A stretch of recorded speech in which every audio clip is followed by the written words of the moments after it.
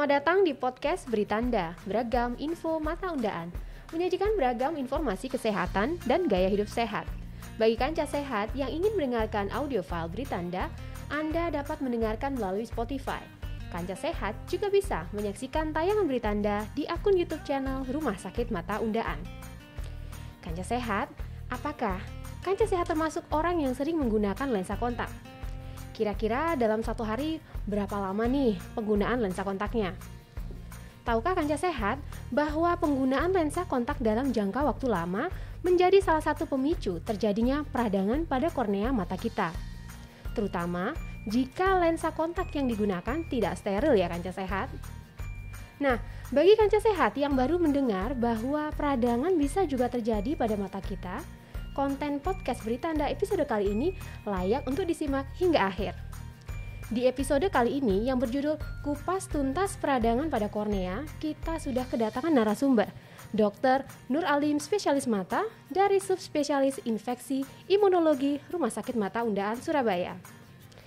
Ya, selamat datang untuk Dr. Nur Alim. Iya, terima kasih Mbak Yunita. Iya, baik. Ya. Terima kasih ya dokter, Ya. sudah meluangkan waktu di hari yang cukup sibuk ya. Iya, sama-sama ya. Baik, nah dokter, sebelum kita masuk ke inti pertanyaan, mungkin bisa di-share dulu nih kepada kanca sehat yang saat ini sedang mendengarkan ataupun menyaksikan konten podcast Beritanda di YouTube channel Rumah Sakit Mata Undaan. Peradangan itu biasanya terjadi di area mata mana aja sih dok? Baik Mbak Yunita, terima kasih atas pertanyaannya. Jadi memang seperti kita ketahui ya, mata kita ini salah satu organ yang posisinya paling luar dari tubuh kita. Jadi memang risiko-risiko terjadinya infeksi pada mata kita memang sangat besar. Nah, untuk pertanyaan bagian mana saja yang bisa terkena infeksi, bisa mengenai ke seluruh bola mata, mulai dari yang bagian terluar mata kita yaitu kelopak mata kita, kemudian bulu mata kita sendiri juga bisa mengalami infeksi, kemudian bisa mengenai juga konjungtiva atau selaput lendir mata kita, kena ke kornea atau selaput bening kita ya, bahkan sampai ke dalam bola mata hingga ke saraf mata juga bisa mengalami infeksi. Gitu, ya. Jadi keseluruhan bagian mata keseluruhan kita ya bola dok mata ya. kita berpotensi untuk terjadi infeksi. Oke, baik. Itu catatan yang penting juga ya kanca sehat. Nah selanjutnya dokter, bagaimana sih caranya mengenali tanda-tanda mata yang mengalami peradangan? Khususnya kalau kita ngomong ini di bagian kornea ya dok.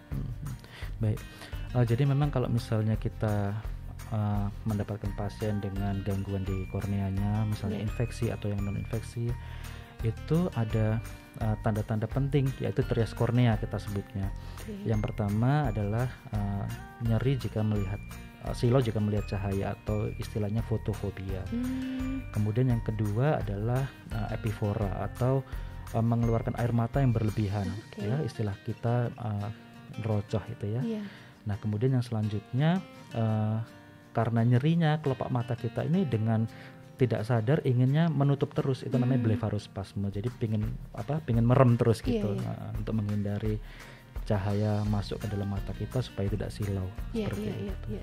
Di samping itu tanda-tanda peradangan yang lain juga masih bisa terjadi seperti merah ya, mata merah. Kemudian karena kornea ini merupakan organ penting untuk media penglihatan kita, jika ada masalah di situ, gejala yang paling mudah kita temukan adalah penglihatan yang mengalami masalah, buram, kabur jadinya. Gitu. Iya.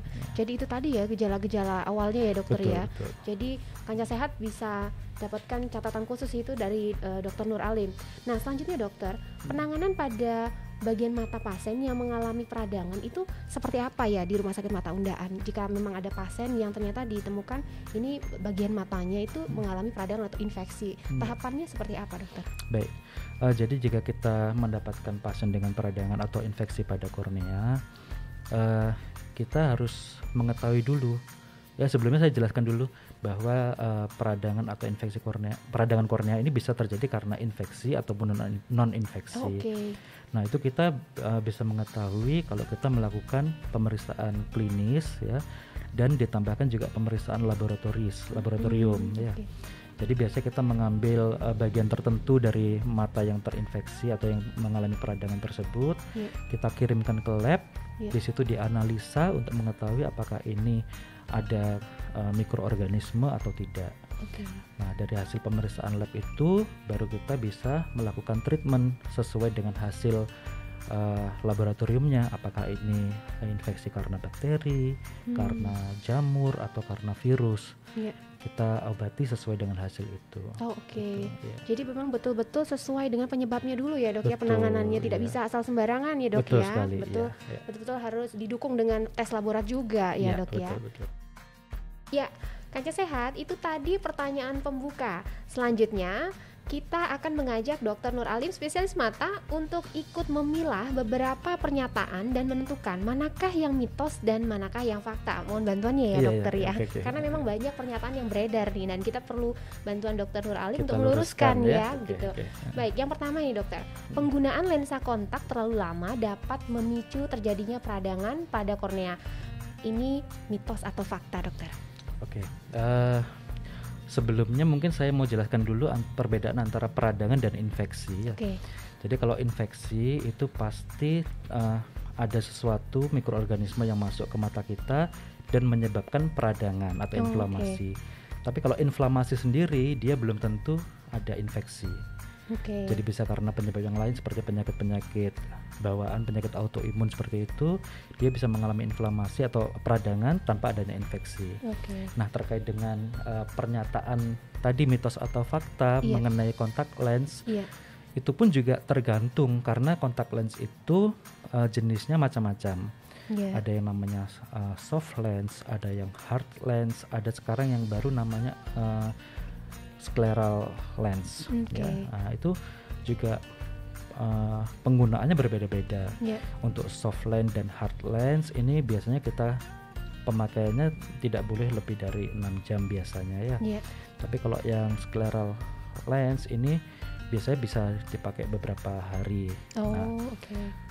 Yang sering menyebabkan infeksi atau peradangan pada kornea ini justru penggunaan yang soft lens dan hard lens ya, yang penggunaannya melebihi batas waktu yang sudah kita kita tentukan. Artinya yang normal itu kurang dari 6 jam. Biasanya penggunaan sampai lebih dari 6 jam sampai terbawa tidur. Itu yang menyebabkan risiko-risiko terjadinya infeksi pada kornea. Tapi kalau pada pernyataan itu apakah mitos atau fakta, kembali lagi tergantung ya, Dok, ya, jenis lensanya juga. Betul, iya. Gitu ya. Jadi bisa jadi itu sebuah fakta jika memang menggunakan tipe lensa yang tadi dokter sebutkan, salah satunya itu, dan sudah melewati batasnya ya, Dok. Gitu.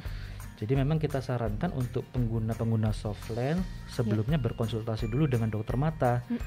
Apakah mata ini cocok dengan soft lens yang jenis A, B, C, bagaimana perawatannya, bagaimana cara penggunaannya, apakah boleh digunakan untuk aktivitas A, B, C dan lain-lain. Itu semuanya ada aturannya. Apalagi kita biasanya melakukan fitting kontak lens dulu sebelum memasang lensa kontaknya, supaya betul-betul pas di mata kita, karena jika tidak pas, terlalu ketat, itu pun juga bisa mengalami inflamasi atau peradangan pada mata. Bahkan nantinya jika berkelanjutan akan terjadi infeksi juga. Baik. Jadi kalau dibilang, kembali lagi ya, dibilang mitos atau fakta, mungkin dibilang 90%-nya fakta.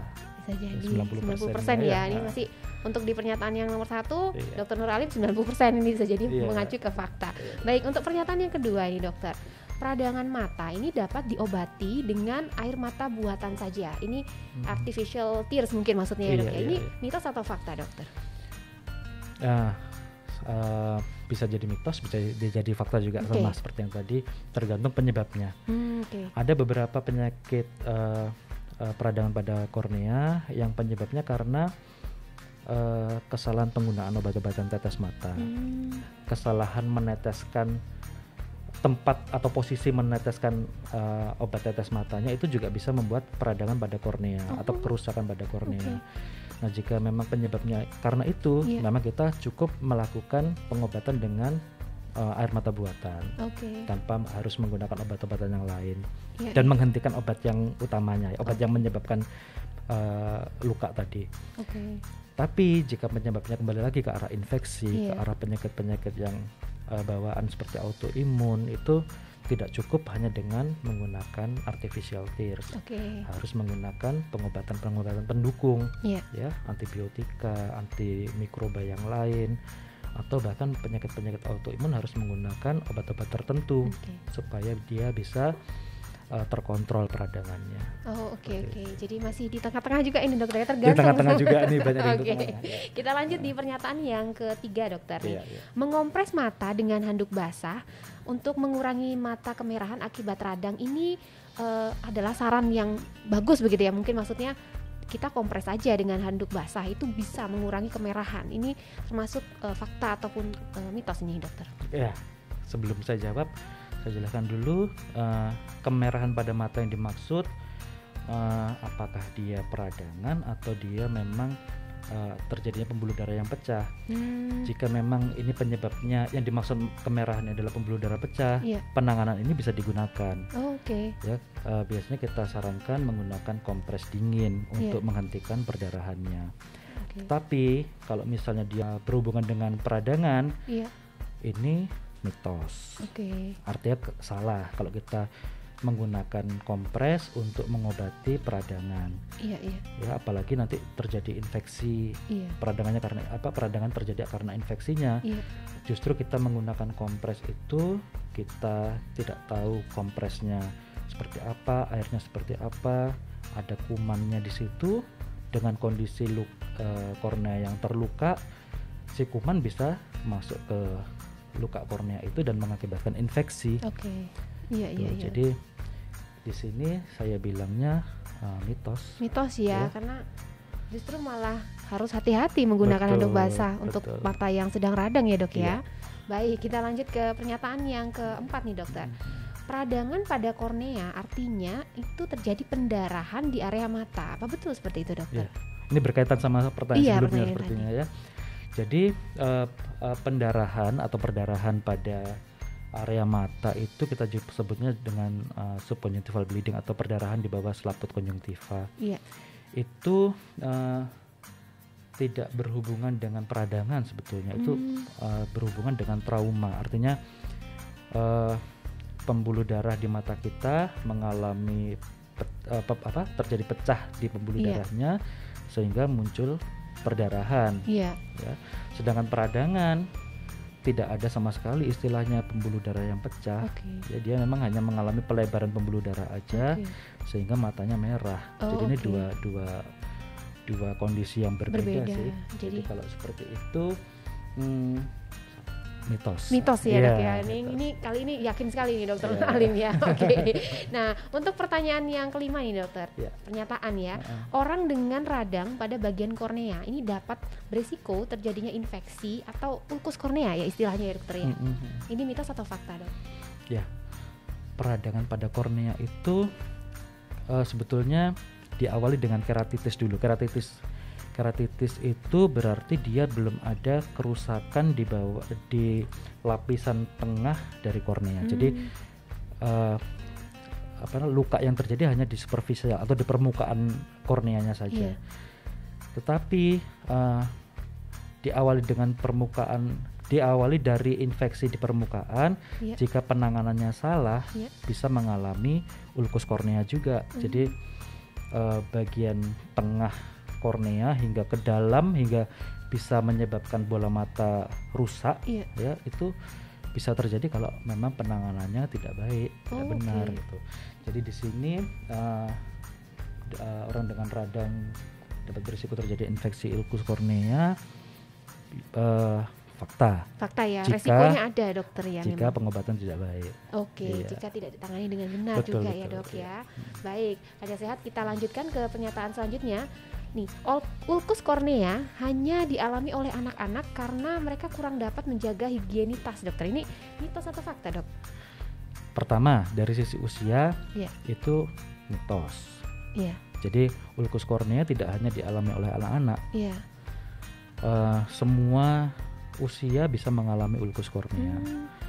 Dari usia dini, di usia kecil ya, bayi misalnya bisa mengalami trauma yang mengakibatkan ulkus kornea hingga ke orang dewasa. Ya, semuanya bisa mengalami ulkus kornea.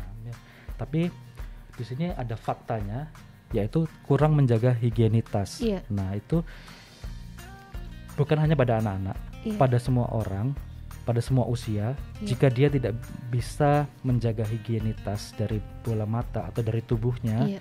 tangannya terutama yang sering kucek-kucek mata misalnya ya, Iya. jika itu tidak terjaga dengan baik higienitasnya, ya mudah sekali terjadi infeksi, termasuk ulkus kornea tadi. Oke.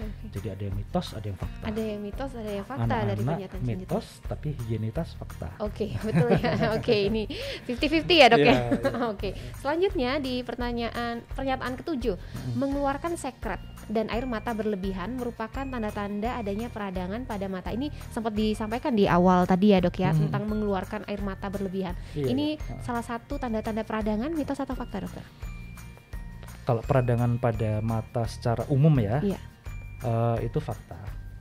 Tapi ini dua kondisi yang berbeda. Jika kita menyebutkan di sini mengeluarkan sekret yang berlebihan, itu artinya penyakit yang mata merah yang mengeluarkan kotoran, belean itu ya istilah orang Jawa, belean atau blobok gitu.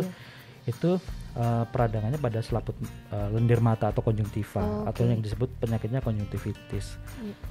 Tetapi kalau yang air mata berlebihan, nah ini yang peradangan pada kornea. Tapi memang dua-duanya merupakan gejala dari peradangan pada mata. Gitu. Iya. Ya, dibilangnya apa ya? Ya fakta. Fakta ya, Fakta, Dok ya. ya. Cuman beda lokasinya mungkin ya, Dok Betul, ya. ya. Oke. Selanjutnya di pernyataan yang ke-8. Ulkus kornea dapat disembuhkan dan tidak mungkin menyebabkan kebutaan. Ini mitos atau fakta, Dokter? Oke, ulkus kornea dapat disembuhkan, betul. Tetapi penyembuhannya ini biasanya akan meninggalkan bekas luka, cicatrix namanya.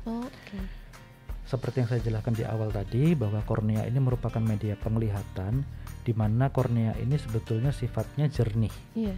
Tetapi jika ada kerusakan, misalnya habis ulkus kornea kita sembuhkan, terus mengalami bekas pada korneanya, sehingga sifat kornea yang harusnya jernih tadi jadi tidak jernih, tentu dia akan mengalami gangguan penglihatan pada si penderita. Gitu. Jadi menyebabkan kebutaan, ya. Iya, betul. Bisa jadi, Bisa Dok, ya? menyebabkan kebutaan kalau memang kondisinya sangat parah dan terjadi cicatrix atau bekas luka yang sangat luas, itu bisa mengalami kebutaan. Oke. Iya. Jadi ini mitos ya, Dok ya, berarti kalau dibilang tidak mungkin menyebabkan kebutaan. Tidak, ya mitos. Mitos ya, Dok ya. Baik, kita ke pernyataan yang ke-9. Proses penyembuhan pasien dengan ulkus kornea ini membutuhkan kesabaran dan waktu yang lama begitu mungkin. Ini kebanyakan yang beredar seperti itu. Ini mitos atau fakta? Saya bilang fakta sih. Iya. Jadi memang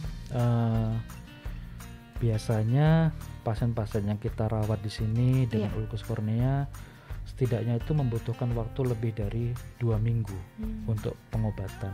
Bahkan ada beberapa pasien yang 1 bulan, 2 bulan baru mengalami perbaikan. Karena seperti yang tadi saya sebutkan juga di awal, bahwa penyebabnya ini macam-macam. Jadi mulai dari yang biasa-biasa aja, artinya tidak terlalu ganas ya istilahnya, ya tidak terlalu ganas, hingga kondisi yang penyebabnya memang yang sangat-sangat ganas tadi itu, tentu dia waktu pengobatannya, durasi pengobatannya juga berbeda-beda. Kalau yang ringan-ringan saja tentu membutuhkan waktu yang lebih singkat. Tetapi sebaliknya kalau misalnya kondisinya memang sangat berat, ya waktunya pun jauh lebih lama. Itu pun juga tergantung dari si pasien sendiri. Bukan hanya menggantungkan pada obat-obatan saja, tapi kebersihan si pasien juga harus dijaga. Kemudian perawatan selama mengalami ulkus itu tidak boleh kena air, dan ada beberapa pantangan-pantangan yang memang harus dipatuhi oleh si pasien. Itu juga betul-betul harus dijaga betul. Karena semakin kita nggak bisa menjaga kebersihan, semakin kita tidak bisa menjaga pantangan-pantangannya tadi, tentu durasinya, waktunya semakin lama lagi. Panjang gitu. Ya, Dok ya. Jadi betul. Kesembuhannya jadi semakin tambah panjang jauh juga ya, Dok ya. Sekali, ya. Oke, jadi itu tadi memang butuh kesabaran ya, Kanca Sehat. Jadi memang kebanyakan juga beberapa pasien itu banyak yang nanya, kok kayaknya nggak sembuh-sembuh, nggak ada progres gitu dok betul, ya. Ternyata iya. emang butuh waktu ya dok ya, dan kesabaran ya dok ya. Iya. Ya, nah ini yang terakhir ini dokter. Penanganan pasien dengan ulkus kornea di Rumah Sakit Mata Undaan ini tidak memerlukan tindakan operasi dokter.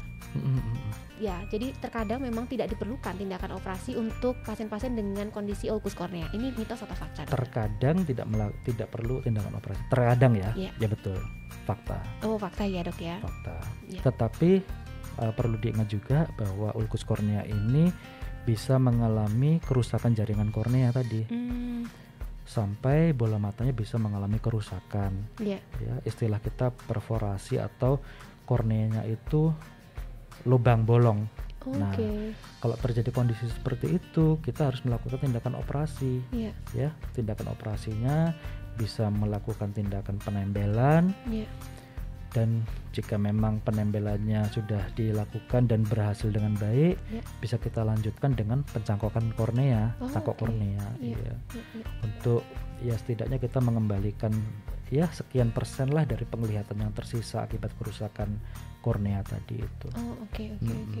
Jadi itu tadi kayak kancah sehat, kalau dibilang ini mitos atau fakta, berarti sebetulnya terkadang ya, kalau terkadang ya fakta. Terkadang memang tidak melakukan. Tidak perlu, tapi bisa jadi ada tindakan cangkok kornea itu tadi ya dok ya. Iya. Baik. Nah, kancah sehat itu tadi hasil tanya jawab dan ngulik-ngulik kita bersama Dr. Nur Alim Bashir, spesialis mata dari subspesialis infeksi imunologi Rumah Sakit Mata Undaan, yakni kupas tuntas peradangan pada kornea. Jika kancah sehat ingin berkonsultasi lebih lanjut mengenai kesehatan mata, kancah sehat bisa langsung datang ke Rumah Sakit Mata Undaan Surabaya dan berkonsultasi dengan beliau ya. Jika kancah sehat memiliki pertanyaan-pertanyaan lain mengenai kesehatan mata, bisa disampaikan melalui direct message atau komen ya. Siapa tahu pertanyaan kalian akan dibahas bersama dokter spesialis mata di episode podcast Britanda selanjutnya. Tetap dukung kami dengan tetap mengikuti segala informasi yang terupdate dan menarik dari Rumah Sakit Mata Undaan. Pesan kami, tetap jalankan protokol kesehatan, selalu gunakan masker, jaga jarak aman, dan makan makanan yang bergizi. Nantikan kembali tayangan podcast Rumah Sakit Mata Undaan selanjutnya. Sampai jumpa dan salam mata sehat. Terima kasih ya dok.